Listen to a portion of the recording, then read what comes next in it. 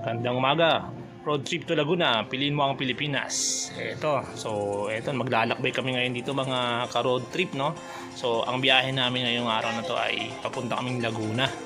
So, ito, nasa biyahe na kami papuntang, hindi ko pa alam to kung saan lugar na to actually, pero ito, maganda yung daan dito dahil medyo may road widening talaga dito. Tapos, sa gilid nito, puro puno na talaga yan. So, ang takbuhan namin dito ay nasa 80 to 90, no? So, ito kasama ko nga pala dito sa biyahe na to ay ang aking bayaw na si Lito, tsaka si Eric James, ang aking pamangkin naman. Ayun. So, ito na daanan namin ng Lumban, Laguna.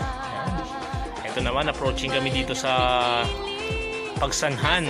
Ito yung munisipyo ata ng Pagsanhan dito. Tapos dito sa part ng bandang kaliwa naman ay ang kanilang simbahan. Ito, tuloy-tuloy lang kami dito. Medyo na-traffic kami doon sa part na yan dahil medyo nasa 9 o'clock na ng umaga yan. So, tanghali na rin kami umalis dito. So, eto, nasa gilid kami ng, ang alam ko, gilid na ng Laguna Lake. So, ang ganda pa din ang daan dito. So, tuloy-tuloy lang. Wala ka masyadong makikitang mga sasakyan. Eto, medyo mataas na tong lugar na to actually kasi talagang malamig na yung klima dito. Ayan. So, medyo tanghali na nung time na to. So, sinusundan nga namin to, mga tricycle dito. Nasa barangay na yan. Sa part na yan, medyo bangin din niya. Kaya, ingat-ingat sa pagdadrive sa mga lugar na ganito. Ito, medyo chill lang dito si Bayo para mag-drive, no? So, ito, sa part na to, medyo malayo-layo pa yung destination namin dito actually. So, wala lang, quick escape lang kami dahil medyo maingay na sa syudad. So, ayun, nagkayayaan lang dito ng konting road trip. So, ang biyahe namin ay Laguna. Ito yung lugar na pupuntahan namin actually. So, papasok to barangay na to eh. So, medyo maliit na yung daan. Pag makikita mo, hindi na pwede magkasalubong dito ang dalawang SUV na sasakyan, no? So, dito sa part na to, nagtanong-tanong pa kami dito dahil hindi namin nakita agad yung lugar. So, ito, may mga napagtanungan naman kami dito. So, yun, tinuro naman nila yung lugar. So, ito na, malapit namin sa destination. So, ito, simpleng buhay na ilog, malamig yung tubig, tapos nakaka-relax dahil sobrang linaw ng tubig. Sabi nung mga taga dito, ang pinanggagaling doon ng tubig ay galing sa falls sa bandang taas pa. So, ayun guys. Ayan, so ang sarap siguro ito maligo, no? So, ayun, nag-iisip kami kung maliligo kami dito. So, ayun na nga, wala tayong magagawa kundi yan, nagtampisaw na kami mga ka-road trip, no?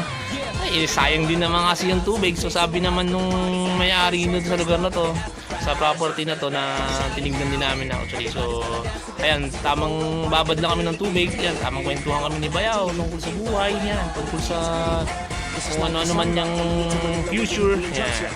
So, ito, yan, ganda ng lugar kasi napakatahimik. Tsaka kung gusto mo talaga mag-anuain na tayo muna sa syudad, medyo okay itong lugar to.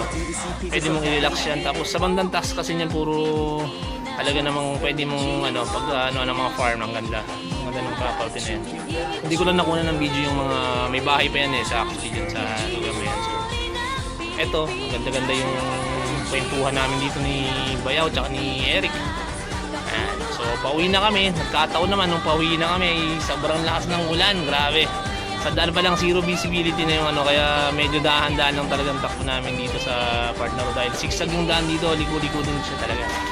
So, pag napunta kayo sa part na to, actually sa part na to ay Laguna, Siniluan Laguna to, part na to. So, ang sarap ng lugar. So, tamang road trip nga lang. So, ito, pabalik na rin kami ng Manila, papuntang Muntinlupa. Ayan. So, yun. Halos buong araw din kami nagbiyahe. Ayan, ganda. So, ayos lang kasi sakto lang naman na walang pasok, rest day. So, gagawin natin sa rest day natin kundi mag-relax lang. So, yun. Lapit na rin naman kaming makarating ng bahay. Medyo gabi-gabi na rin ng konti to. Siguro nasa around 6 o'clock na sa atin. Ayan. So, ito, sa part naman ng dito malapit na sa Los Baños, wala na siyang ulan actually kasi doon lang sa taas ng bundok yung ulan. Ito, salamat sa mga nanood. See you.